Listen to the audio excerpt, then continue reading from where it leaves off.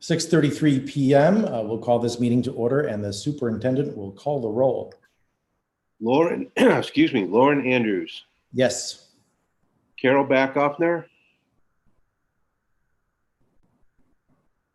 Turn your mic there on, Carol.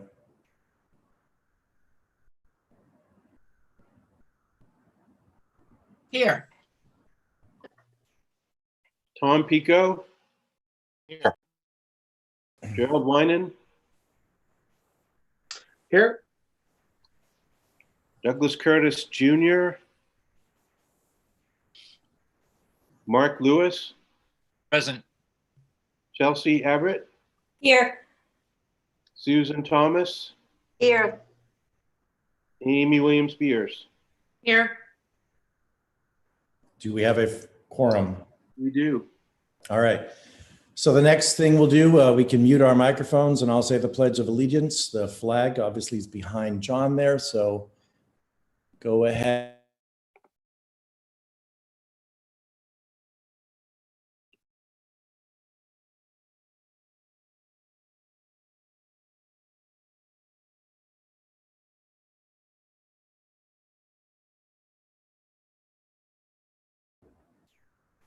All right, thank you. Number 5 on the agenda, any adjustments to the agenda, John?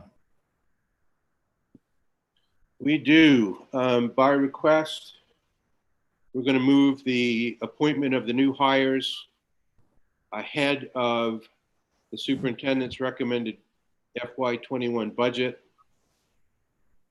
And we're adding business item 11, executive session, to enter executive session to discuss negotiations pursuant to 1 MRSA 4056D. All right, thank you. Number 6, public participation. So comments should be submitted through comments@rsu13.org. Yes, Gerald. Does it make sense to have the executive session before the budget? No, that's fine. Thank you. All right, so anyone wanting to ask questions, send it there at Pete. Some point in your moments of life right now, if you can text me how to open that up again, because I forgot and I did not write it down. Because I want people to be able to send in their questions at any time, but certainly during the discussion of the budget, I want to be able to look there to see if we have questions that are in fact legitimate for us to talk about here. And so just want to be able to do that. Pete, can you do that at some point? Just text me that information, how to get in. Thank you. 7, reports. Report of the superintendent. Thank you very much. So school year 2019 and 2020 is rapidly drawing to a close. May 29th was the end of our emergency learning, our virtual learning for students. And as of Wednesday, teachers have completed 3 days of professional development. Our scholarship ceremony is actually tonight.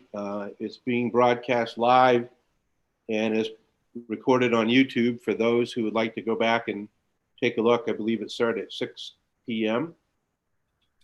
Our high school graduation is on for June 9, and it's going to begin with a car procession from the high school at 2:30. The route will take students, parents across Broadway and past South School up to Ash Point Drive and the airport at Owl's Head. And the ceremony starts at 3. If board members would like to attend, I would recommend that they get there probably by 2 o'clock because it's going to be pretty busy on the road. I plan to be there, and I know Board Chair Lauren Andrews also has indicated he plans to be there to show support from the students. Being broadcast on local station WRFR 93.3 FM. And Midcoast TV is also going to do a recording of the ceremony. So that's great. We are going ahead with the car procession. Knox County Sheriff and Rockland Police Chief have assigned officers to escort the procession to the airport. Tonight's process with the budget, and we'll talk more about this when we get into it. John, Excuse me? Carol has a question. When we, as board members attend, are we supposed to go directly to the airport, or are we supposed to go to the high school and be part of the car parade? I have asked Principal Barkey to make sure he clarifies that, and he has told me that either after the scholarship assembly tonight or early tomorrow morning, he will personally send board members instructions. I don't. Because we were sent a letter asking us to let Laura Curtis know if we were planning to attend. And then we didn't have, there were no instructions in that, so. I understand that. Okay, thank you. Welcome.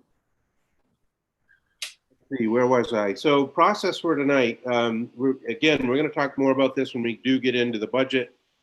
But we did receive today, actually late last night, the governor's executive order, which basically says that we do not need to hold the budget validation meeting that we traditionally do ahead of the referendum. Instead, what the process will be, we'll be presenting the budget tonight to the board.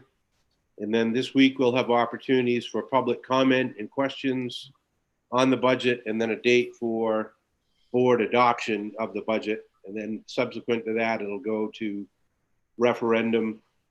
We need to get the warrants to the town by June 12, so it's going to be fairly compressed. But the idea here is we really want to give the public the ability to participate, ask questions, get information, become informed, and we'll be talking in more detail about what that'll look like when we get into the budget process. It has been very late with information from the governor's office. Again, I just got this late last night in terms of what we actually have to do. So it's been a very fluid situation, but I feel good about the fact that we're still in good shape to present the budget to the board, allow for consideration and questions from the public, and then go for have a meeting to actually adopt the budget before the referendum. So that concludes my report. Chelsea. So I was wondering when we're going to get, I know the teachers are working on this now, so I'm wondering when we're going to get a draft plan for reopening in September. And if we're going to have a workshop to discuss that before school starts, with the caveat that we don't know what that looks like or anything.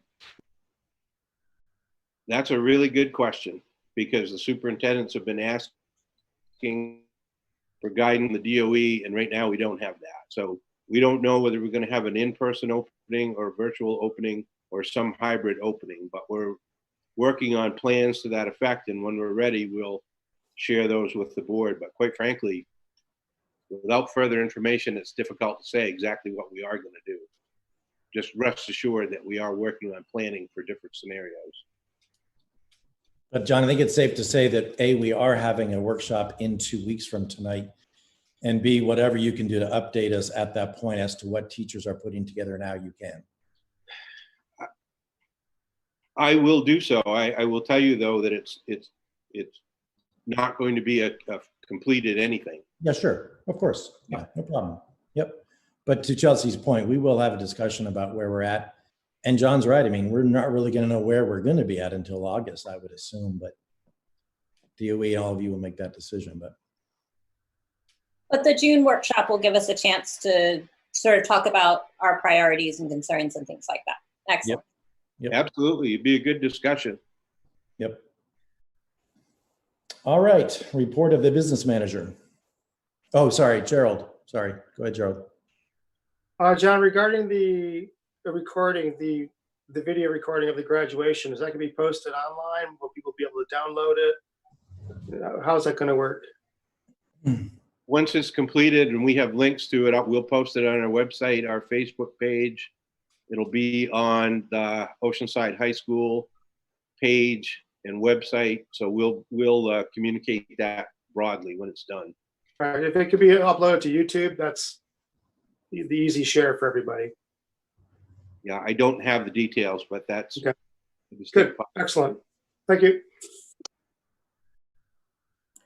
Okay, no other questions, and report of the business manager. So the only two things that I have really that before the main course, I guess, would be tonight we're actually experimenting. We are actually also live streaming on YouTube tonight, with the idea that if we can do this in a way that we can start having more access to our committee meetings this way without the full-blown live stream website. So that's going on right now. I'm kind of watching it, and it seems to be working just fine and pretty easy to do. The second thing is we've been feeding about 570 to 600 students every day since this began. We are continuing that through the end of June and even over that first weekend in July. But as we transition to summer and the traditional summer food program, which, as many of you know, is actually like a congregate feeding type program at camp locations. So at the Y3 locations, at Rockland Rec, at Thomason Rec. Because congregate feeding is different and camp is different, and through actually a lot of discussions with other food providers in the area, including the AIO Food Pantry, Salvation Army is involved, the Weekend Backpacks program is involved. We think that we can actually make sure that we feed anybody who needs it through those programs. And so we're going to suspend our program at the end of June until we get back to school. Unless, of course, something happens and there's a true need, but we're not finding. We had a survey and we saw there was nobody indicated on a scale from 1 to 5, lower than a 3, being low being or higher than a 3, I guess, in terms of need of food insecurity. So I think that we can still accommodate all the needs through those programs, and they're working with us on making sure that happens. And I see Darcy's here if she wants to add anything to that.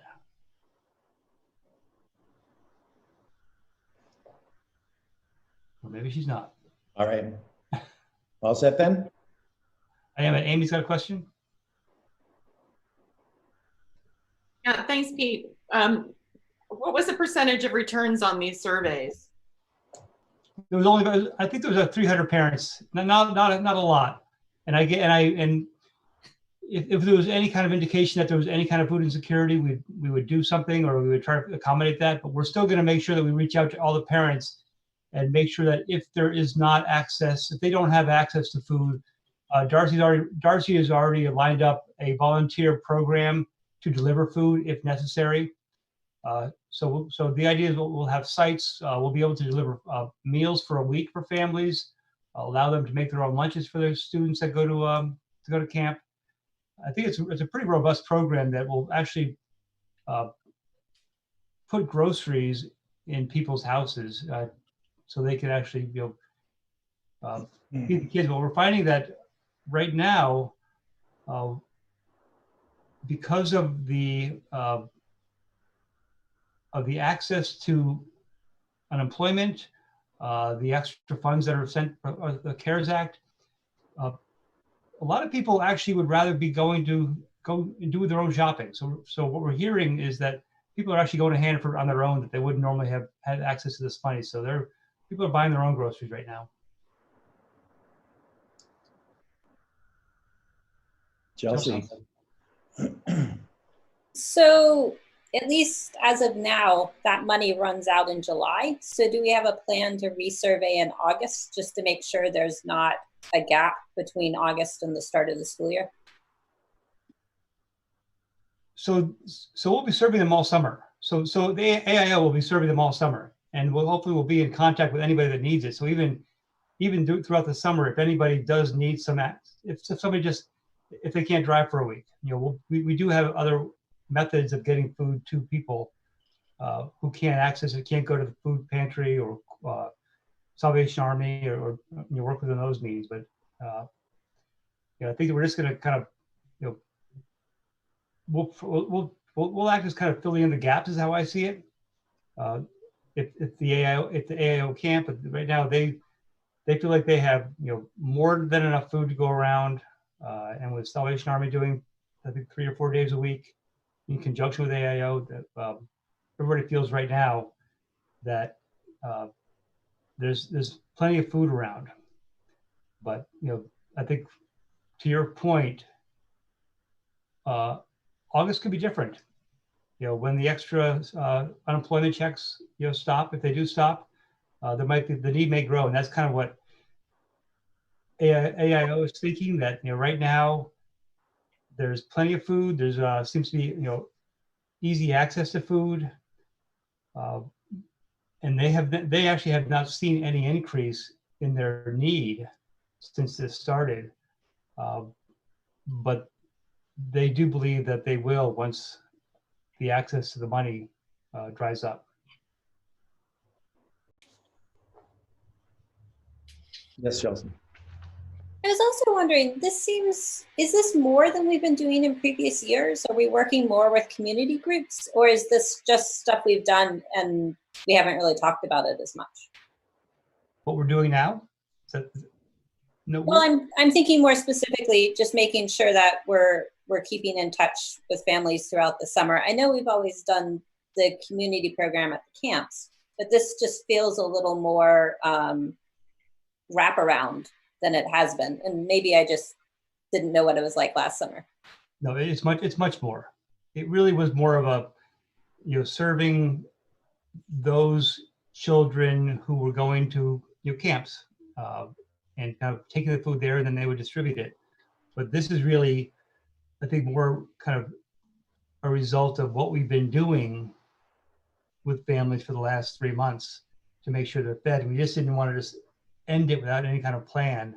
We wouldn't have ended it at all if we thought there was a need for what we were doing. But it doesn't seem like there is right now.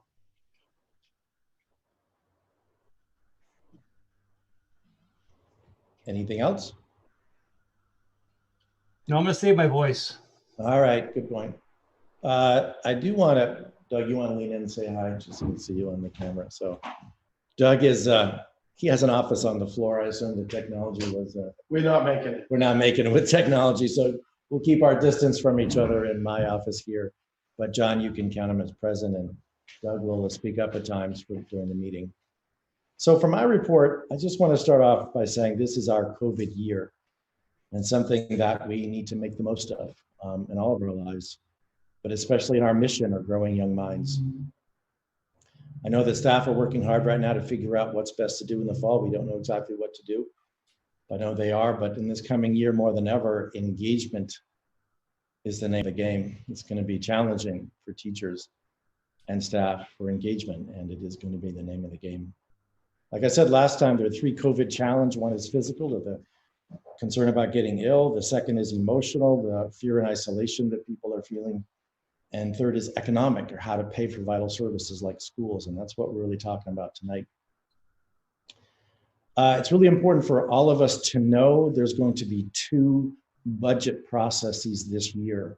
The one we're doing right now that we will finish up next week and voters will vote on July 14th. That is the first budget process that we will do. The second one comes this fall, when we will certainly face some sort of curtailment from the state, reduction in state aid to schools, which I expect to be significant. 2 weeks ago, John and Pete presented a budget to us, some ideas of a budget, I mean, to get to a 0 impact to taxpayers for this coming year And that's what we'll be looking at and doing tonight, a zero impact to taxpayers right now in this budget process. And that's what voters will be looking at when they vote on July 14th. But in terms of the near future, after this budget season, I know I've talked with some of you about it already, but the forecasting commissions will meet in July and August respectively. There are two. I personally expect the governor to have a supplemental budget in September going to the legislature to deal with the cratering state revenues that are happening. And what I expect from that is that all districts will likely face curtailments in October, maybe early November, but October. I would that A, there won't be any tax increases to fill the hole, and B, we'll have to have enough time, all of us, state government and schools, to make the cuts we need to make over 9 months instead of shorter months. So that's what I expect to happen then. We need to be ready, somehow ready for that, or I really fear huge reductions in our staff. And that'll be bad for staff and their families, but it'll be incredibly bad for our kids because we're going to need every staff on hand, on deck, to help with student engagement and success coming up in the coming year in our COVID year. So we'll see what happens. We don't know what the federal government will do. There certainly is a different administration in town compared to 2009. There might be a different approach to helping states in this crisis. We just don't know. But we'll be dealing with something, and we just hope that it's not too huge and what it'll mean to our staff and our kids. I think that, one of the things that we'll have, like I said, in terms of needing staff, is to not only help kids be engaged and succeed academically, but also in their social and emotional well-being, importantly, probably primarily in this coming year.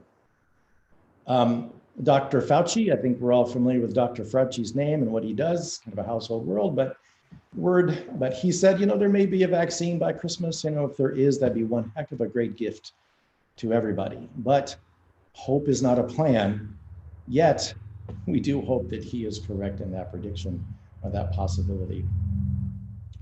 But when that happens, hopefully, when that happens of a vaccine, we'll be able to return to our mission completely and enthusiastically of growing young minds the best we can in the process that we're used to. So once again, compassion needs to be the name of the game as we continue. Our kids will be okay as long as we care about them now and into the future through all of this. Once again, this is RSU 13, where we love our staff, we love our kids, and we are awesome together. Moving on to the consent agenda, number 8 on the items of the agenda. If there are no objections, the minutes will be approved as written. All right, 9 business items. A, to approve the appointment of Maggie Drinkwater, speech language therapist. Is there a motion? Mark, seconded by Carol. Any discussion? Okay, Chelsea, then Doug. So go ahead, Chelsea. So I just wanted to be clear, are these new positions or are these positions that are in our current fiscal year budget that we're filling? These are not new positions. They're open positions that we're filling. Doug. That was the same question I had, and when would that contract start? That's the same question I had, and when would that contract start? Their contracts start the same as the teacher's contract, so it'll be in the fall. September 1st or August 1st? I think it's September 1st, I believe. Okay. Well, I would just like to say for the first person, Maggie Drinkwater, I'm glad to see that we're hiring a Rockland District High School graduate. All right. Any other questions? Seeing none, all those in favor? Has to be a roll call vote. Oh, that's right. Thank you. I forgot. If I may, and I'm not, obviously I don't have a say in this, but I'm just going to make a suggestion. If you wanted to take all those candidates under one vote, that motion could be made. I so move. Do we need a motion to do that, John? Which is, I'd Yes. like to hear a motion. so I John, so Carol move. made the motion. Is there a second? Mark? All right. Any discussion of that? And Okay, I can read, and for, for the benefit of the audience, I can read the candidates. right, but you need to do a roll call on this motion and then we can do everything. Yes. Thank you. Lauren Andrews, Yes, Carol Backoffner, Aye. Thomas Pico, Yes. Gerald Winan, Yes. Douglas Curtis Jr., Yes, Mark Lewis, Yes. Chelsea Everett, Yes. Susan Thomas, Yes. Amy Williams Spears. Yes. Unanimous, thank you. okay, so I think we need to have a new motion then to accept all names after you read them, John. So moved. We do have an active motion on the table, so Mark, you made the motion. Would you be okay to remove that motion to consider that name of one person? Second, and Carol, you seconded it. You okay to remove your, okay. Yes. So that motion is off the table. And now if the superintendent will read the names of everybody that we're going to be voting on as a collective. To approve the appointment of Maggie Drinkwater, speech language therapist, John Connor, psychological examiner, Lacey Stone, special education teacher, Oceanside Middle School, Katie Bogle, board certified behavioral analyst. Okay. Now I think we need a motion to move on those names, right? So moved. Carol, second. Susan, thank you. Any discussion? Seeing none, the superintendent will call the roll. Lauren Andrews, Yes. Carol Backoffner, Aye. Thomas Pico, Yes. Gerald Winan, Yes. Douglas Curtis Jr., yes, Mark Lewis, Yes. Chelsea Everett, Yes. Susan Thomas, Yes. Amy Williams Spears. Yes. It's unanimous. All right, thank you. I also want to thank staff who are joining us right now tonight. So Ben Tripp and Jess Yates and Darcy Millard, thank you for being here. Joining us, spending a summer evening with some of your favorite board members. So, thank you for being here. Moving on to business item 9E, to approve the superintendent's recommended FY21 budget. Is there a motion to get things going? Carol and Susan seconded. All right. John and Pete, take it away. Okay, thank you. So we do have a presentation tonight, but ahead of the presentation, just want to say that, what began as a relatively normal budget process quickly changed direction when we entered into the COVID-19 pandemic, and then our switch from in-person learning to emergency learning. It was pretty quickly recognized that it was no longer going to be business as usual. It became evident that the economy was being severely impacted. Unemployment numbers were skyrocketing, and people are hard pressed, to say the least. So the administration and the board very quickly determined that we needed to come up with a budget that was basically a zero tax impact budget, because we recognize that this is a totally unusual situation. As Lauren indicated, by all accounts and forecasting into the future, it's very likely that our subsidy could be curtailed, possibly even rolled back to prior year levels.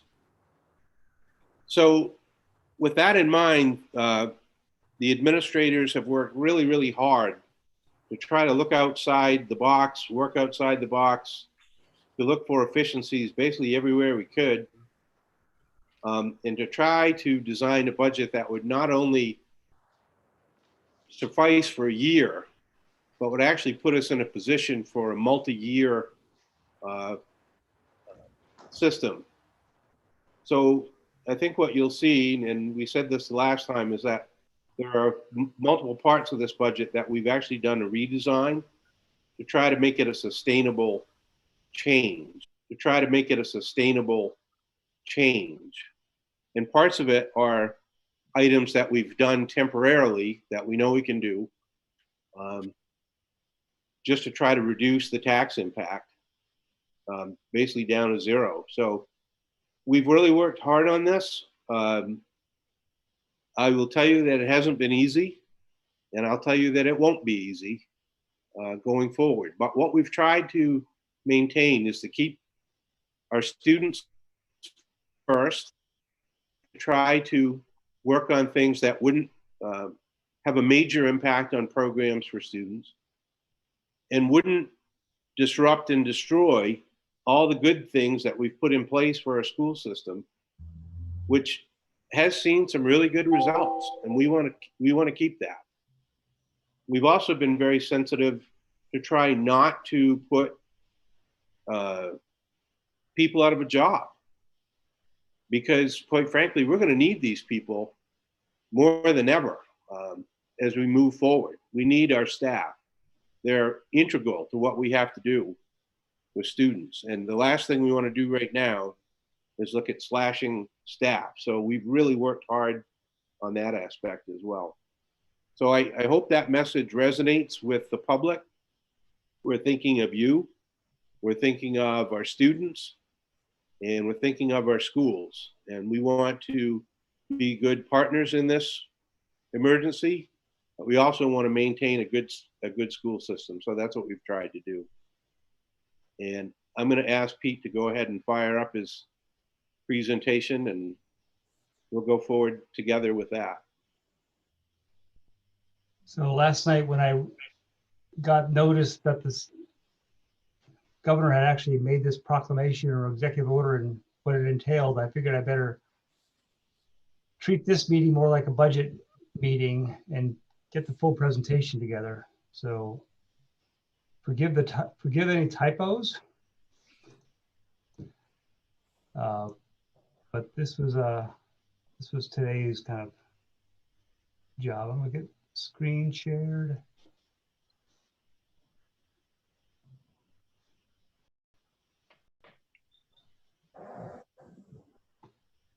So can you see that? Yes. Yes.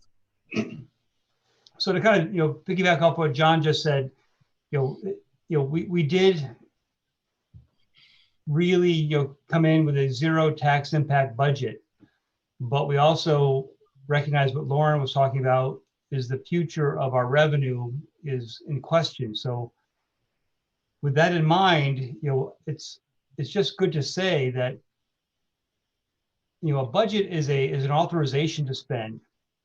It is not a mandate to spend it. So we're already kind of working under the assumption that we are under our own kind of self-imposed hiring freeze for next year. For a lot of reasons, we don't know what next year is going to look like. And there are some scenarios where we might need fewer staff to begin with. So we're not rushing out to fill every position that might become available. We're not rushing out to spend things that we may not need, contracting with services that we don't need. I'm working with every single vendor that we have, with Siemens, with our Tyler Technology, who does our financial systems and HR systems, and with our subsystems to the plate, and giving us breaks on our fees going forward. So there's savings coming in all of those things. Some of our insurance carriers have done that.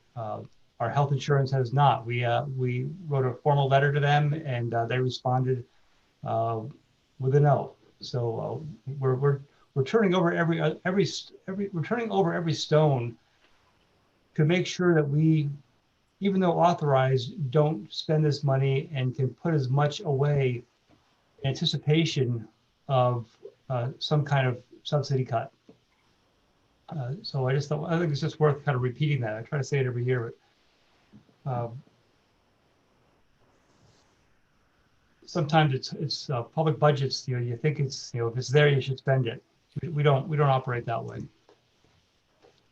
This is from last time. The big takeaway here is that we've gone from increase or improve to maintain. This is kind of the mantra of the year is to maintain. What Lauren and John have both said, maintain our quality instruction and training, maintain the positive impact on effective programming, maintain the positive trends of student success, including the high school success at its ranking. Maintaining our usable technology district-wide, which is even more important now to maintain that and to improve upon it. Balancing our increased debt, which is see the peak, but with our reduced facilities costs. Really try to make sure that we, now that we're in our buildings, to be efficient in those buildings. That was part of the whole plan of Schools of Our Future. Address the increased need for specialized transportation. We're getting a lot more requests and are legally required to provide transportation for some tutoring for homeless and special ed students. That's been a strain on us for the last couple of years and will continue to be. Address the extraordinary increases in health benefits. Our health insurance premium has increased by 23% in 3 years. And that's our second biggest line item is our Anthem bill. It's something that, not only are we seeing benefit increases of premiums, we're seeing people switching over and more people taking our benefits. So that's just something we just need to continue to address and, work with our partners and personnel to kind of help control that. We're also looking to reduce spending to only statutory and other unavoidable increases. Premium increases for health insurance, unavoidable. Some of the transportation needs, the special education needs, gifted and talented programs. Those are, by statute, we have to have. We also want to address the economic disruption to the local and state economies. We know it's going to be, it has been, but it will become probably even more severe as our summer ends. I mean, our summer is almost over before it even started. There are many businesses now that just don't have the ability to open this summer because they don't have the time to fill their hotels, hire staff, especially when they're making more by not working. And then all of a sudden we're in August, and then a lot of those workers leave the state. And we're trying to consider reductions that are structural changes. And sustainable, not just deferring expenses till next year. Trying to work with our directors and principals to improving our delivery system and putting together changes that we can maintain over multiple budget years. The process as we see it, as I saw it this morning, it's been changing, but John outlined it tonight. You'll see this budget and the bottom line budget on Monday. In order to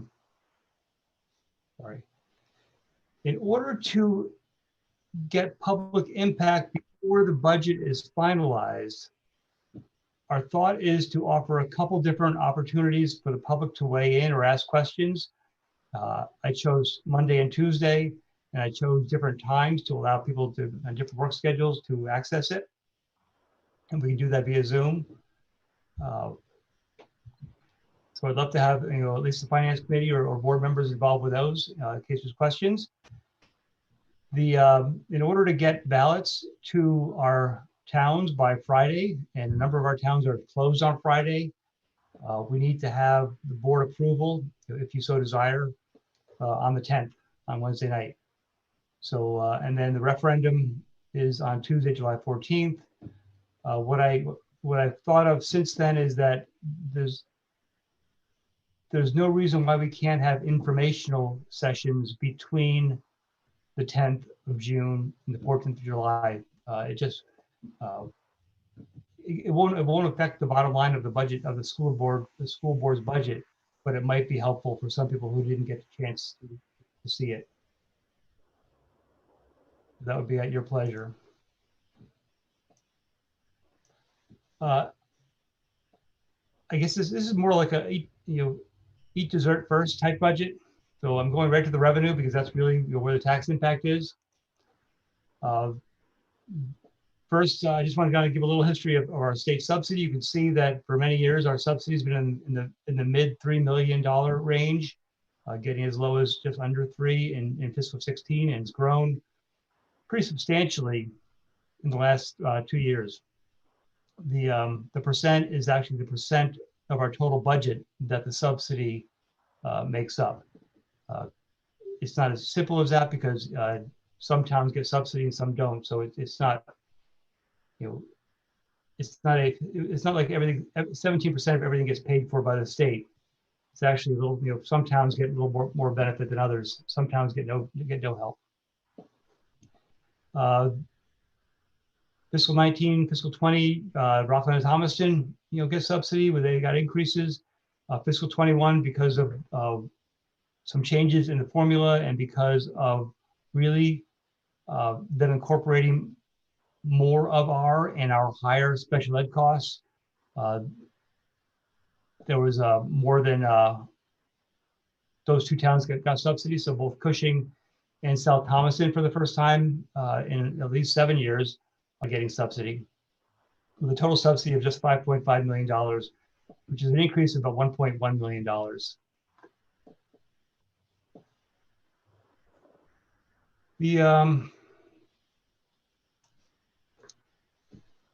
The next piece is the local. And this is what we anticipate with this budget as we will lay out later with the expenditure side.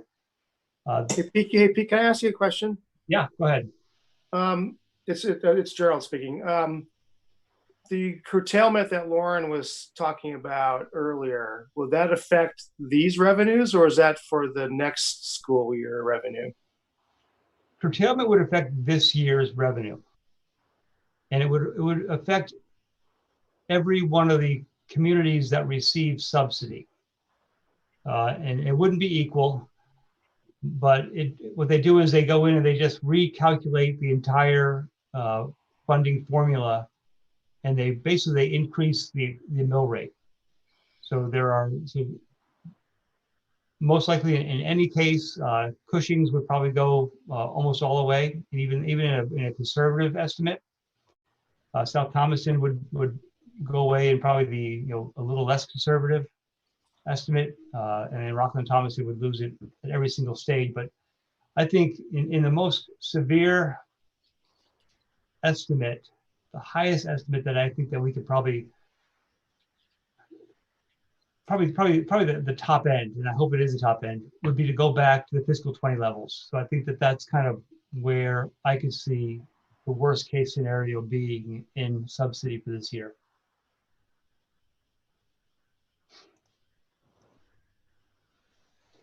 This goes through the local budgets, and you can see the big increase from 19 to 20 from budget to budget. It was actually not so much because we had overspent the 19 budget by a great deal.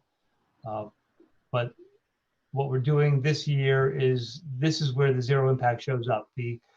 It's not equal. Every town is different because the subsidy formula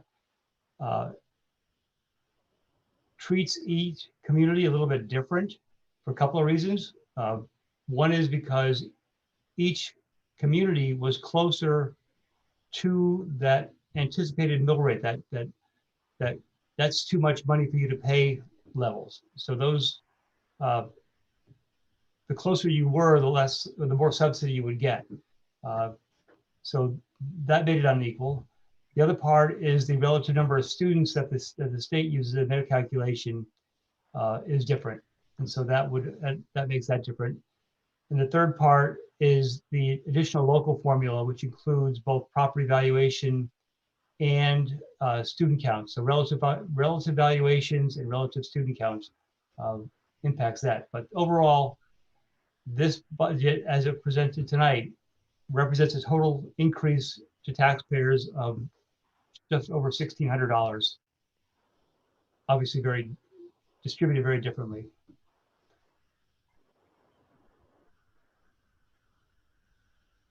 local part of the budget represents just over 80% of our total revenue. This is something you can look at some other point, but this kind of shows the percentages that we use for the required local and the additional local, and those come out of our spreadsheet that we update using a 3-year average of student counts and 3-year average of property valuations for our part of the formula. But you can see that there's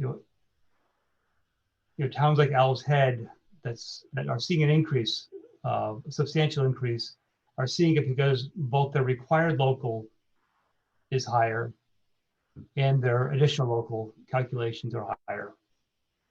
And I think a lot of that really came from, honestly, it came from a lot of people moving to Owl's Head, partly as a result of the school.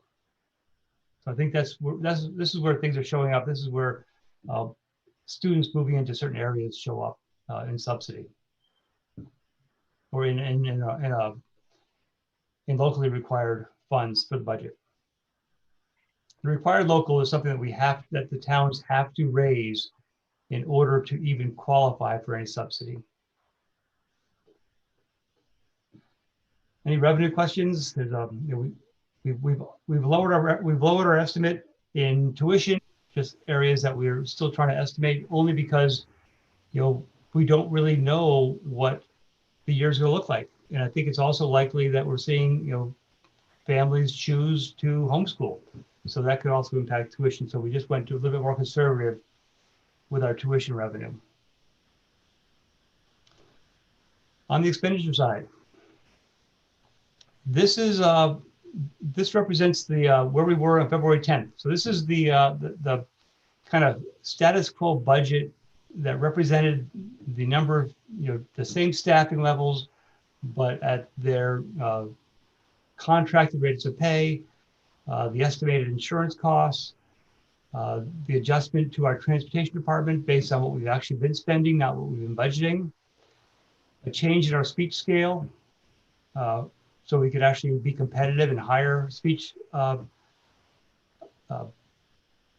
therapists, which in the long run saves us money because we're not spending that on contracted services at a much higher rate than even the scale would suggest.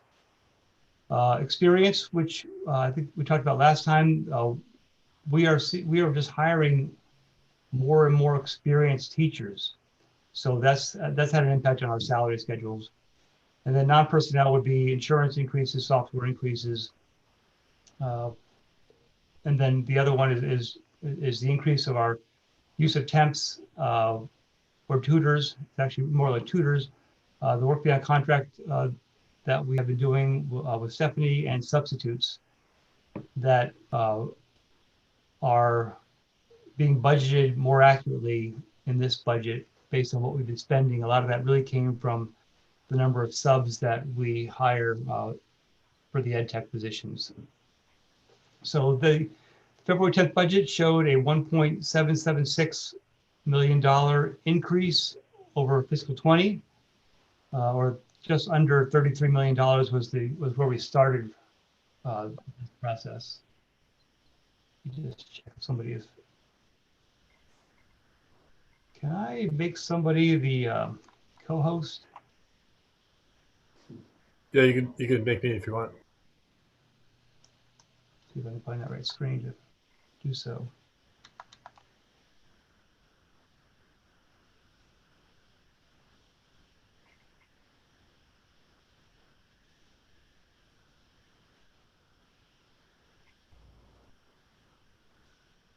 Sorry about that. I keep hearing people. There you are. Okay. Thank you.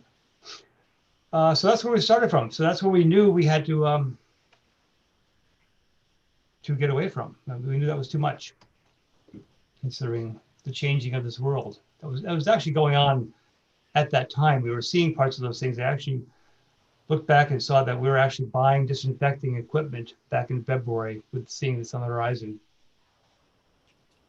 This is where we started. So 30 was 31 million for last year. 33 was the February 10th budget. We then presented a budget that showed requests from our directors and principals on staffing. And I think most of you, when we went through them, that most of them actually all of them were very reasonable. But obviously that version never made it very far. The approximate new net revenue was the $1.1 million of state revenue, less $200,000 of reduced anticipated revenue for tuition and other fees that we might get, which meant that to get a zero tax impact, we had a target budget of $32,100,000, which was an $850,000 or $900,000 reduction just to start. So that's what we knew we had to get there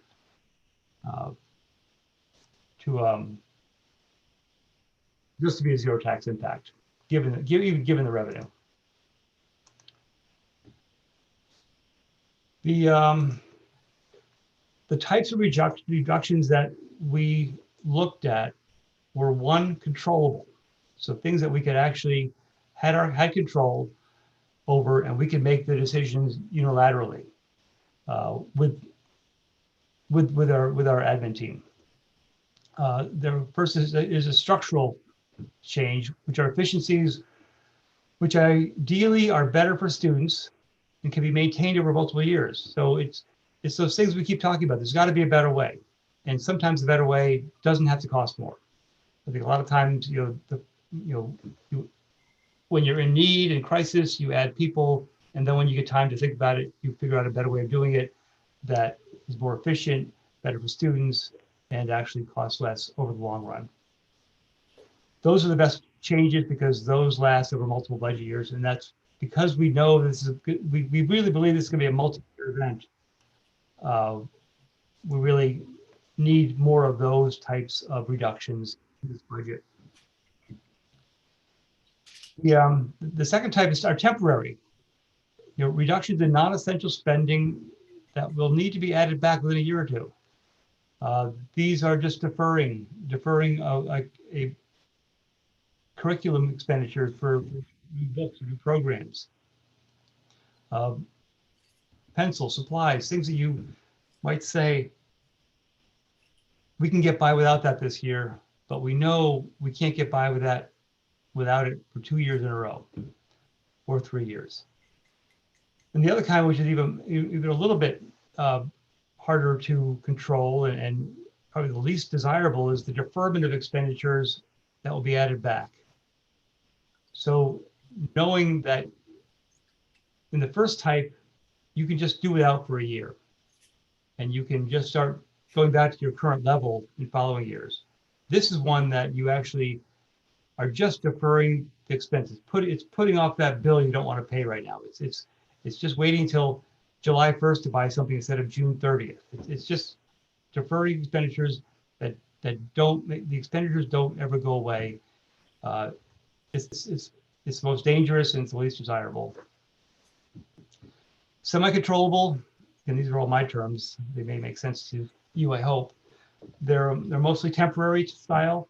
They really need two parties to agree on that. It might be something with staff. We've talked about eliminating tuition for a year. We've talked to our contractors. This would be, if we got a contractor to reduce its rate for 1 year, but they go back to the same scale in prior years. So those require two sides. And then the others are non-controllable, which would be, for example, fall athletics or spring athletics. They're not out of our control, but I think in this context, they are not, because they would be canceled automatically if MPA cancels the programs or the fall programs, and those are what I'm calling non-controllable expenditure reductions.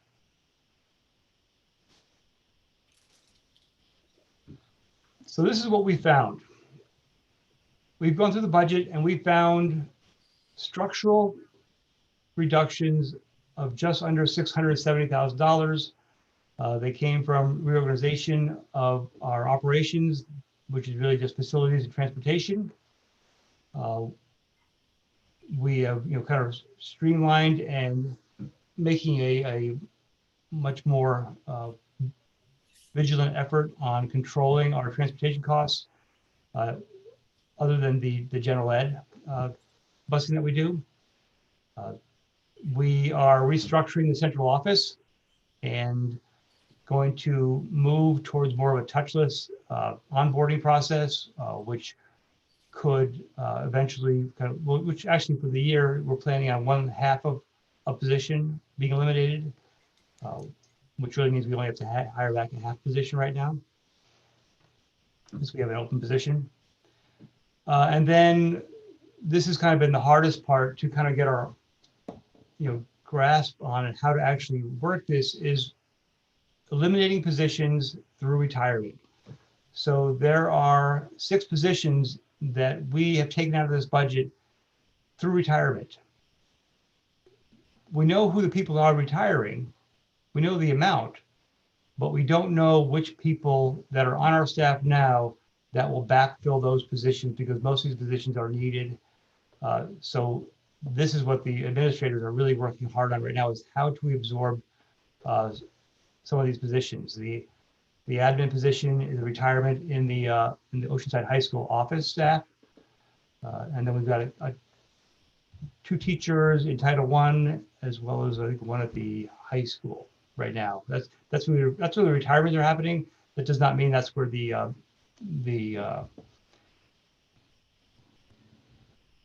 savings are going to be. We have $92,000 of non-essential contracted services in this budget, which would be an arts program that we've been doing for a couple of years called LEAPS, our Hair and Gut program, or a partnership with our Alt Ed program. We've reduced our guidance coaching by half. And then there's been some other building-based contracted services that we took out. Some of them, we tried to leave some in there that were really, I think, important for the students. Other pieces that are in this right now are temporary reductions, which would be tuition reimbursement, which was a savings for 1 year of $99,000. Doesn't mean that we're not doing any tuition reimbursement. That the tuition reimbursement that we'll be doing will be done through our title grants, primarily Title II. We've eliminated almost all of our academic and club field trips for the year, both the fees and the transportation portion of it. We've reduced our professional development, our non-essential professional development. There is professional development in this budget, and that's monitored by Stephanie. And then we've reduced our curriculum development, and a lot of this is really some of the breakout sessions that we would need to hire subs to cover teachers for. This is also an area I think that we will learn from this event and do a lot more of this remotely and during odd hours. I think that there's a lot of opportunity with professional development and curriculum development. I don't see paying for hotel rooms anymore for professional development. Others that are not in the budget right now, but are worth at least identifying. We have $102,000 worth of stipends, which are school-based. There's clubs and other staff. Those are still in this budget right now. That to me is going to be one of those controllable costs that we will only use what we need to and what the superintendent needs for tools. And then if MPA canceled the seasons for the year, that would be a $270,000 savings in just the stipends and field trips alone. I want to jump. Can you hold that slide back up again? Because yep. I know sometimes it's hard to hear out there in social media land for the listening public. So we have included these amounts in the budget. We have not cut the athletic stipends and field trips. We have not cut the stipends for school-based clubs and other staff. This is just for consideration in case something else happens and the season's canceled or we can no longer run those clubs. So those are in the budget. Right. Thank you. So going back and filling in the chart, this is where we started. This is our goal, 32,100,000. And these are the structural changes of $600,000, the temporary controllable of 92,000, the semi-controllable of 241,000. And then that actually got us a little deeper than we needed to go. We added back contingencies, which are just showing up. A little bit was put in special ed, and about $100,000 was put into the article that we use for food service. Doesn't mean it's going for food service, but it certainly might based on what we need. But we felt that we needed to start building in contingencies in this budget to deal with a potential curtailment. So that's where we are right now in terms of getting to the zero impact budget of $32,095,000, and the other two down below are not in it. And notice it, the other two are not in the reductions. Like John said, the stipends are still in the budget. Athletics is still in the budget.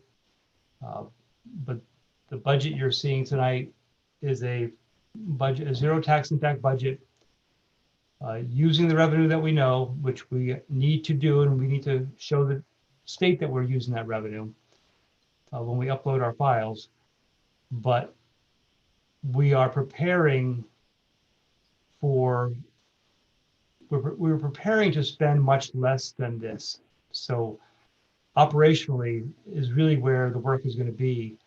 And like I said, this is already happening. We're already working under the assumption that we have a hiring freeze, except for essential positions.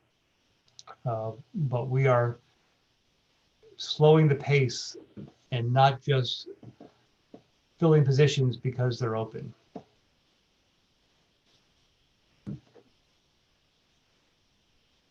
So I guess I'll go through the rest of this for the public, but I guess now if you'd like to just ask any questions, if you have any for now, or I can do this basically by article presentation. I think it was important that the public who watches tonight or watches a recording see the budget by cost center, because that's really the legal budget that we have, and that's what you'll be voting on, and what the public will see possibly when we get guidance on what the question will look like in the referendum. But we think it might include a cost center piece. Okay, so let's stop here and allow questions about what you presented so far. So we get the screen back and everybody on screen, and then I'll recognize people who have questions right now of Pete or John. Yes, Tom, go ahead. Thanks. So thank you for the presentation. I know I'm oversimplifying this, but I just want to get to where you are. If you're looking at the state subsidy being what last year is, and then 4.4 basically, and then local contributions of about 26 million, that gets me to 30,000,004, and expenses of 32.1. What am I missing? There's other revenue that we have that gets us to 31. It will get us to the 31,175,000 that we are right now. The 31,176,500 is our current budget. And that's kind of where worst case scenario, where our expenditures should be next year. We're going to do everything we can right now from day one, from day minus 30 actually, to make sure that we don't spend that full $32 million budget if it's authorized, and that we prepare for curtailment and mitigate that as best we can through operations, hoping that our final, the longer we wait, the less choices we have in order to mitigate this. So by taking every current retirement right now, even more than the 6, because there's 3 or 4 more that have happened since this budget was presented or put together, that we're going to see if we can try to absorb those positions with our current staff. So each one of those teaching positions would be $80,000. Each ed tech would be $40,000. So we're going to continue to try to be as conservative in our spending as we can so that we're prepared if something happens. Because if something happens and we don't prepare, and this is no news to anybody here, we're either going to lay people off. I mean, those are the easiest things. That's what schools do if they don't prepare. Or you go into something, you go to a furlough. You know, we could cut our expenses by $85,000 a day for every day of furlough. And we don't want to be there. So right now, in the constructs that we have, with the revenue that the state has told us, and they have made no indication at all that there's curtailment. They've actually gone the other way, and the commissioner has been forthright to the superintendents talking about protecting education funding. Our state is one of about 27 states right now who has not offered any kind of cautionary guidance on the state revenues. So this is just us being super conservative and trying to be responsible through this process and not just see this revenue as a given. We have a long way to go to get to that, to prepare for the worst case scenario, but this was the start. Yeah, Doug, go ahead. So Pete and John, I got 3 questions I'd like to ask. I know we saved some money this spring by not having, for example, spring sports and things like that. Do you think that we're going to finish with some smaller surplus than we anticipated first? There's clearly some savings, but we have nothing in the checking account already, so that's just going to go give us a little less of a negative account. Okay. And I have 2 other quick questions. And I know the idea is to do no harm with our educational process. John, did you look at the pre-K program as a possible cut, and how much would that be if that happened? So I heard your suggestion for that. I am not recommending it simply because my feeling is if we cut it in our partnership with Penquist, I don't see how we'd ever get it back. To start it in the first place, we got a grant of well over $1 million. So just to end that program at this point in time, where it's given us such good results, I mean, the data from it is just amazing. I'm just fearful that if we did that, not only would we lose the program, but we'd also really burn our bridge with Penquist.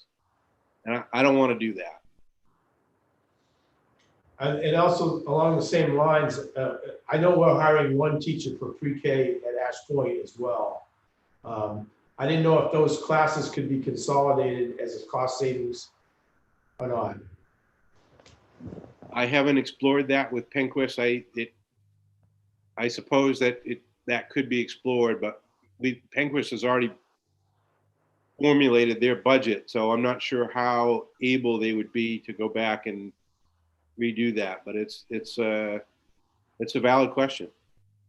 And the third question I have, I've heard a little bit of rumors about this, and this is more rumor than anything else, but I've heard that under these pandemic times, that the federal government is basically looking to relax some of the regulations out there in education, such as, waiving some of the requirements for special ed and I'm sorry, I forgot the other one, gifted and talented. And have you heard anything more about that? What I have heard is that Secretary of Education DeVos is not interested in doing that whatsoever. Or anything else. We have, we've talked about it in our Mid-Coast Superintendent's Group with the commissioner. The commissioner has no indication from the federal level that that's going to happen. So at this point in time, everything is still status quo in terms of EDA and IDEA. And so if we have to increase those budgets for whatever reason, what impact would that have on the rest of the educational system that we have in our district? That's hard to say in terms of, it could, I mean, I always talk about special education and say, that's the last budget that we want to cut because we're under mandate to supply services no matter the cost. So special education is one of these areas where we have to take our best guess, try to build robust programs that have room for expansion. And I will tell you that our special education department is really well built. In other words, we can absorb students coming into our system that have severe needs without huge additional expense in most cases. Of course, there's always that unknown that could happen, but we've got a very robust system. It's well designed, so I guess I'll leave it at that. Thank you. Any other questions right now? Chelsea.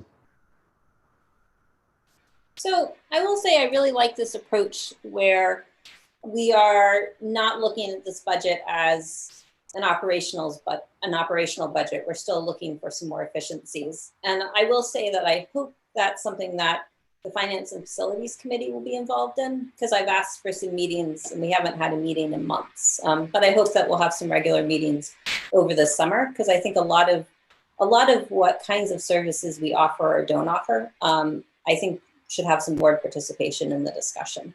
But the question that I had, as I was curious, I didn't quite follow, Pete, what you were talking about with the additional contingencies that you added in of about $150,000. So I was hoping you could clarify that. And then I was curious what other board members think. My feeling is that if we can make some cuts, that we shouldn't add to the tax burden. So I would sort of say, why not continue to make those cuts? Why just try to get this at a 0% instead of 150 less if we can? But I know I was sat in on a regional meeting of school board members, and there were a lot of different perspectives on that. So I'm just curious what our board feels about those different perspectives. Want me to weigh in first? Yeah, go ahead, Pete. So I think that, first of all, a lot of the cuts that are in here are estimated. I'd be nervous, like I always am, that they're overestimated. I tried not to, but I think that that's a possibility. I think that we've always had a pretty thin special ed contingency. Not that we're pretty much in here right now, but I also put most of it into an article that would have to be transferred by the board to make changes with it. It can't just be, it just can't be moved from this article where it's put. So we actually need board approval to move any of that money in the contingency. So if it's not board approved, it just goes to the fund balance. The part of the reason is, especially with logistical type departments, which will be the last piece of this entire puzzle. Once Stephanie and John really work on the fall and what the reentry looks like, the pieces that we're gonna have to fill in are gonna be the transportation and the custodial and the food service. And those are the areas that I don't know if the CARES funding is going to substantially cover, based on some of the things that I'm hearing now in terms of putting 7 people on a bus. In order to get 6 feet of separation, we can only put 7 students on a bus. We can only put 10 students in a classroom, so we might be running Again, you can talk about this two weeks from now, but schools could look very different. We could be running shifts of buses. So I think that keeping the money in the budget, maintaining just that zero tax impact for now, keeping the money in the budget allows the board more flexibility later on because the money at least is authorized. Otherwise, if we had to go back out to referendum, through this whole process again to raise more money because we hadn't been thoughtful enough about it, I think that would be hard to do, and it's too late to add that to the millage. So I think that in terms of being just conservative on the revenue and a little bit overstated on the expense, and having a little bit of buffer for the board to have authorization over in this environment makes sense. That's my opinion. That's how I treat it both in my day job and my job, in my role as a board member too. The issue for me really is, we have to budget for what we know and give ourselves enough flexibility for things that we don't know. It's really, as I said earlier on, it's really difficult to plan when we don't know exactly what conditions are going to be in the fall. And, the guidance that's in place right now very well may not be the guidance that comes in the fall, or we may have a resurgence in the virus and be under tighter restrictions. We don't know. So my feeling is if we really slash everything to the bone right now and we need those resources, we're going to be in worse shape than having to make those decisions and be a little bit more flexible with the budget. So, we've tried to plan very thoughtfully. We've tried to build in a system that we can adapt, but yet we have made some significant reductions in this budget, and it has not been easy. So I'll keep quiet. I agree with John. It would be, I think we have done a great job right now to deliver what we have right here for a budget. But I would love it if we had a savings account, a big old reserve in our budget to deal with what I think is going to come this fall and mitigate what's going to be coming at us. It would be great to have a savings account, or what we call a reserve, to deal with that. But yeah, I agree with John otherwise. Any other thoughts from board members? Yes, Gerald. Well, thank you. The $146,000 that Pete was adding in as back contingencies, it's less than 0.5% of the overall budget. So it's not like we're talking about a huge amount of backfall.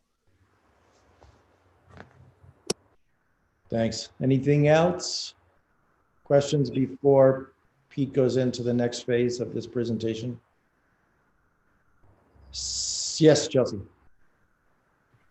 Since we mentioned a reserve account, Pete, can you give us an update on the debt? Because last year we were 1.2 million in the hole, but I noticed on the debt expenditure column that you're budgeting for twice as much interest. So you're budgeting 75,000, I think, for interest. Does that mean our debt has doubled, or is interest, because interest rates seem like they'd be lower right now? No, it's just using the line of credit faster over. We didn't draw down it early last year, so we didn't have the full year of interest. So I expect that we'd be using it, less, probably not the full line of credit, but over a longer period of time. So the debt's still at 1.2 million, because that was the last update we got, but that was back in the summer.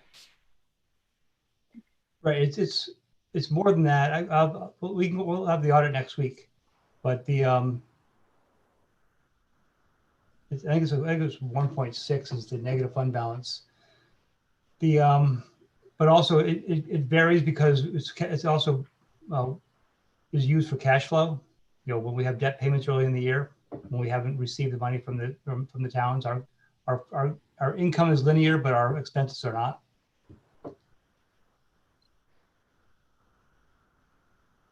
All right. Anything else? Seeing none. Darcy, you've got two connections. Could you disconnect one of your connections, and that will increase the size of all the tiles on the screen? We can see each other just a tad better. And now, Pete, you can go into your next phase of the presentation. And just for people to know, Pete, how long do you think this part will take? I assume this is your last big part? This is just this. So normally we would be doing this in the budget meeting at the high school. Right. So this is really just kind of going through the kind of the legal side of the budget. It's not required. We certainly don't need to do it. We can certainly, post the presentation and post it by article on the website, so people have it. You have a copy. I've sent everybody a copy, so you have it. But it really just goes through. I think you should go through with it without question. I just wanted to sort of give an idea for people as to what to expect now. I'd say probably 20 minutes. Okay. All right, go for it. Proceed. So this goes through our basic budget. This is where the money is actually showing up. The $32 million in the requested budget that's before you. The changes, the most substantial changes are, special ed is still increasing. Part of that is because of the wages. Most of the 40,000 of increased experience and the speech all showed up there. That was about $90,000 of that. The transportation article is really where, here comes Darcy again, is where the extra hours for our, mostly the extra hours for van drivers through the summer is. Although we did reduce that by a lot. But remember, in this $919,000 of year-over-year increases is still $675,000 worth of wage increases and almost $450,000 worth of benefit increases in terms of premium and people adding our policy for the spouses for the most part and some children. So the total increase is actually less than the payroll and benefit increases right now.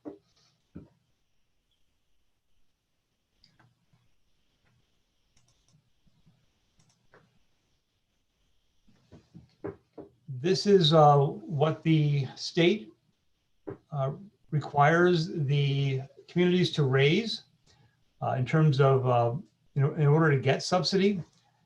This year, they required us to raise about $21.5 million. That's up almost $2 million from last year. That's based on the formula that they use, and then they plug in things like special ed and the other additional cost programs. The right side is what each town is required to contribute as part of that. And that is either that's the lower of the amount of EPS appropriation or the ability of that towns to pay based on its property valuation. So the difference between the two is what the state contributes for each town. So the state subsidy actually subsidizes each community's required local piece. So that's why it's a misnomer that some think that the subsidy actually goes to the school system. It actually goes to us in terms of a check, but it's only used to offset the community's locally required supportive education. This is. Can I ask you a question? What's that? Can I ask you a question? Yeah. And it's Gerald again. So I'm sorry, did you say that the local communities are going to be required to raise an additional $2 million over the previous year? Yes. And how much? Bottom line, that's how the formula works. In theory, it's only about $500,000 in terms of what's got to be appropriated on the right-hand column. But bottom line is it just moves between required local and additional local. So, Okay. so we look at the total local, the combination of the two, to make sure that the tax impact in this budget is zero. Yep. And then off the top of your head, do you know how much the local increase was the year before? I don't. I was just kind of curious what the year on year is. Thank you. I can research that. This is debt. So this is the amount of debt that's been authorized outside of the school budget through other referendums. This is our share of Midcoast School of Technology for next year. Our debt on the bonds and other mechanisms of notes that we did for Schools of Our Future. And there's the first typo. This is the last payment on, I believe it's the Cushing School.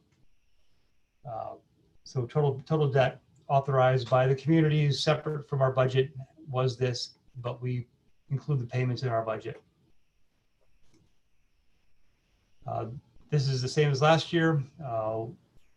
Pete, I'm sorry, can I interrupt real quick? Yeah. Was it 83,916? Was that the Cushing School? I think it's the Cushing School. I must have erased it and cut and pasted away. And the second question is on the Schools of Our Future one. I assume the Midcoast School of Technology just started. Do they go up or do they stay the same each year? Well, they go down. It goes down each year because of interest, but our share changes. So actually, we saw an increase in our total debt payment, principal and interest for Midcoast this year because our share of their expenses went up this year. Okay. That's more. Is that based on enrollment? It's based on, yes, enrollment in the district, not at Midcoast. Okay. This is to authorize the transfer to the food service program. This is the amount that we estimate that we will be short, although next year we don't know. We don't know. This is the amount of the additional local. Again, this is what we normally would vote on with a paper ballot in our budget meeting. And so this is the difference between what the EPS formula would say we should spend, which is just for basic services and formula only, and what the actual budget is. This just summarizes the budget in terms of revenue, where the money comes from, local debt and additional local, required local, then the state pieces. So the bottom line is that we are raising $31 million, $31.7 million, including the state share. We have other income of $567,000. And in this budget, we're also including the payback, the first year of payback to the state for both Rockland and Thomaston, which gets us to the budget of $32,095,000 for revenue. This is adult education. So adult education has increased slightly with their budget, again, salary and benefits for the most part, but they have held that their local share has been maintained with a zero tax impact for adult education as well. This is Midcoast School of Technology. This is their budget. They've got a budget of $5.6 million. Our share of their budget is the $59,000. The adult education share from us is $21,000. And then this summarizes the debt down below, or the debt that we had on the other page. And then the total assessment for us and their total budget. including adult ed. And that's the legal part of the presentation.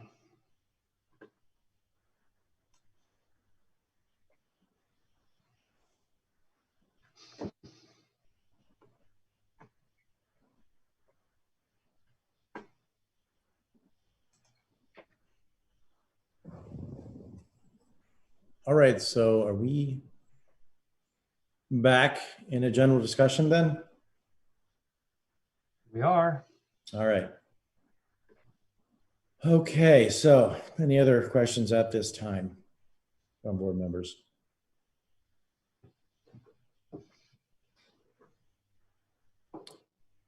All right, so yes, go ahead, Chelsea. So I do have a number of questions just because we haven't had a chance to really absorb some of this stuff. So I was thinking about questions after our last meeting.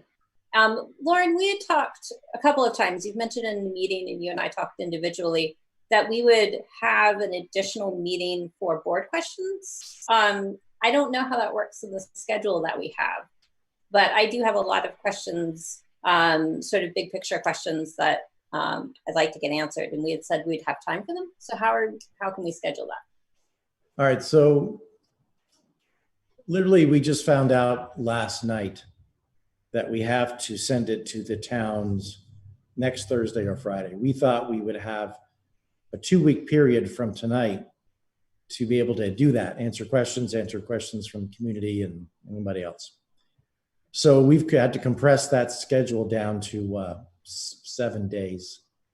So what Pete put up there, John Perot proposed, is that I remember, like, we do a public meeting, Zoom possibility on Monday night and Tuesday night. Is that what you propose? And then Wednesday night, we have to have another meeting as a school board to adopt this budget. So we do need to change that motion tonight before we finish here.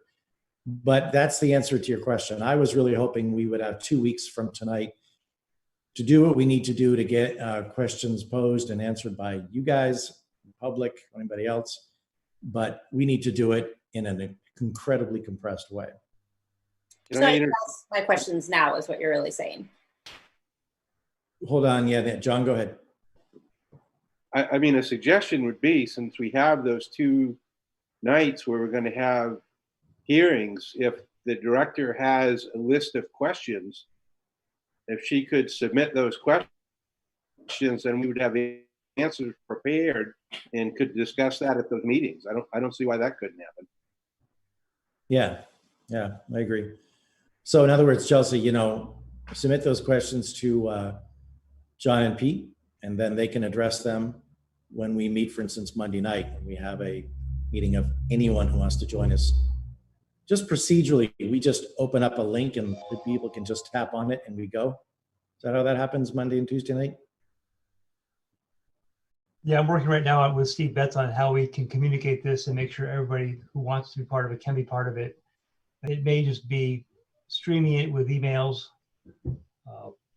But yeah, it'll be similar to this meeting tonight. All right.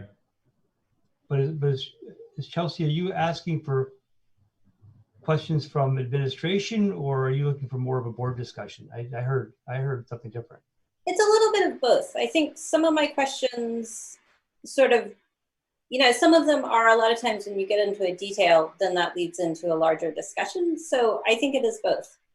Some of them are some clarification questions, but they're all big picture. They're not, because like Monday, you and I talked about some nitty gritty ones, but these are questions just I'm trying to understand some of the changes that have happened to the budget. And at the moment, I'm not even really clear what positions we're having. And some of the questions I have are like, what is the impact of this position on the schools, particularly because when we did have some presentations with South School, for instance, where they said we really need this 4th grade teacher, which is no longer in the budget. So it's. So I think what's a good thing to do, Chelsea, is you send your questions by email to Pete and CC, John and I, and then you and Pete talk on Monday to determine what questions need to be brought up to the meeting that we have Monday night. Let's say you have 10 questions, but 4 of them, you want them to have, full board discussion or something. All right. So I want you and Pete to figure that out and just bring them up on Monday night. Okay. So we'll have the full board on Monday and Tuesday night. Is that what we're anticipating? Everybody join if you want to, and you can. I will certainly be there. This is an opening for the public, but it's also an opening for us because, again, we're in this compressed schedule. We actually have to get it done in 6 days from now. So that's what I will say I may not be able to make the Tuesday meeting because I have another meeting. But yeah, sure. And then we've got Wednesday night to also explore any questions you all may have in that board meeting. So we have 3 nights in which to explore things. And we certainly may have a full board meeting Wednesday night. I hope that works in everybody's schedule. We're sorry for such short notice on this, but is what it is. So it's like the time of the meeting is going to be.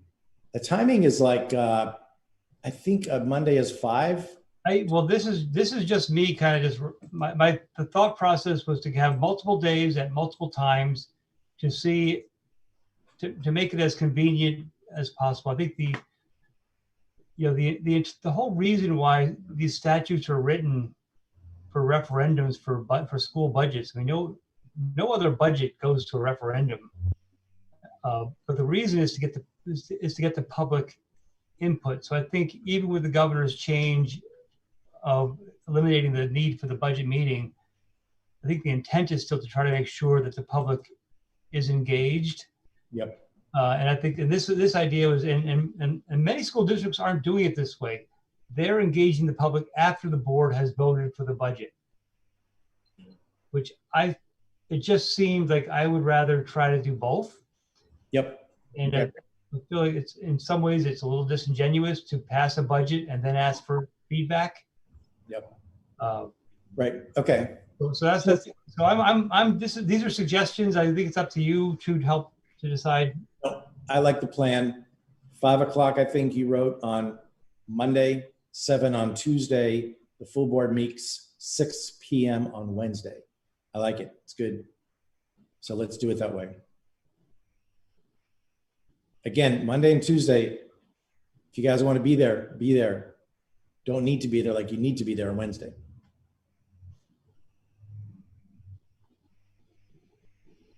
All right. Yes, Gerald. Do we have to have a quorum on Monday and Tuesday? No. They're Why? open meetings. They're open meetings. They're not school board meetings. And correct me, John, if I'm wrong, but they're not school board meetings. They're open meetings to the public. So. It's a hearing, so there's no business conducted. It's just questions and answers. Okay. From the public to the superintendent, to the business manager, to board members who might want to attend, but it's not an official board meeting. Yep. Good question though, Gerald. Anything else? Yes, Chelsea. I feel like that if I ask the questions and they get answered sort of Monday and Tuesday, I do feel like there are some questions that the whole board may want to weigh in on. So I do feel like that's going to be difficult.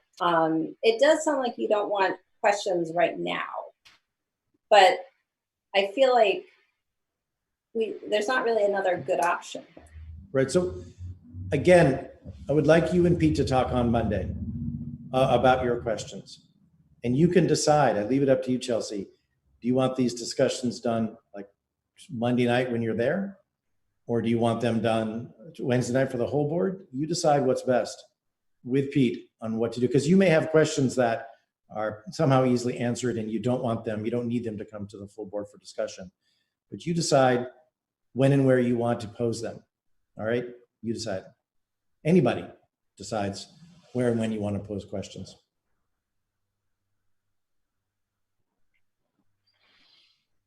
Any other questions, thoughts, or ideas right now?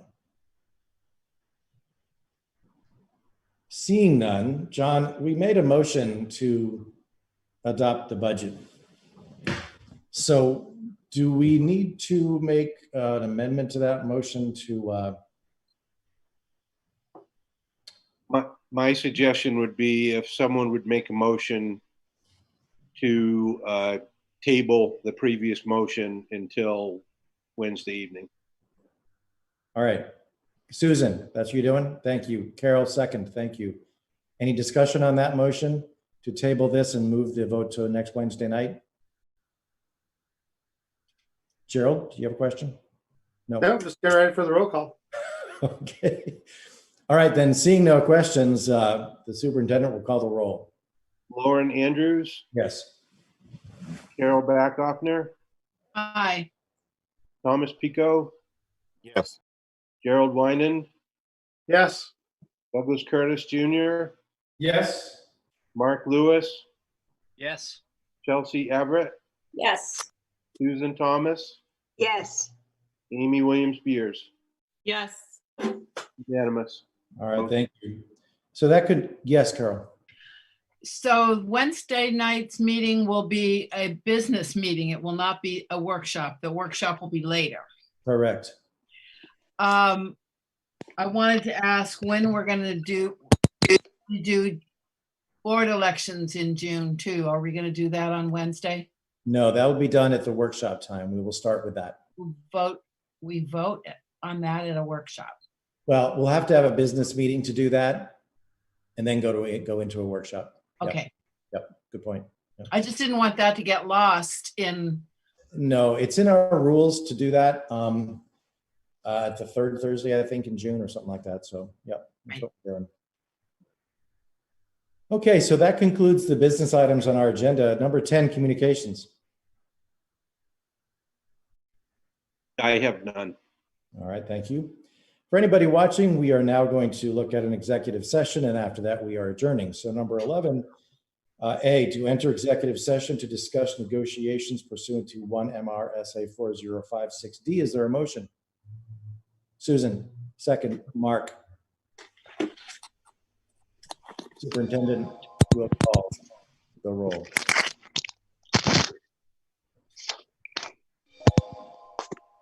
Lauren Andrews, Yes. Carol Backoffner, Aye. Thomas Pico, Yes. Gerald Winan, Yes. Douglas Curtis Jr., Yes. Mark Lewis, Yes. Chelsea Everett, Yes. Susan Thomas, Yes. Amy Williams Beers. Yes. Unanimous.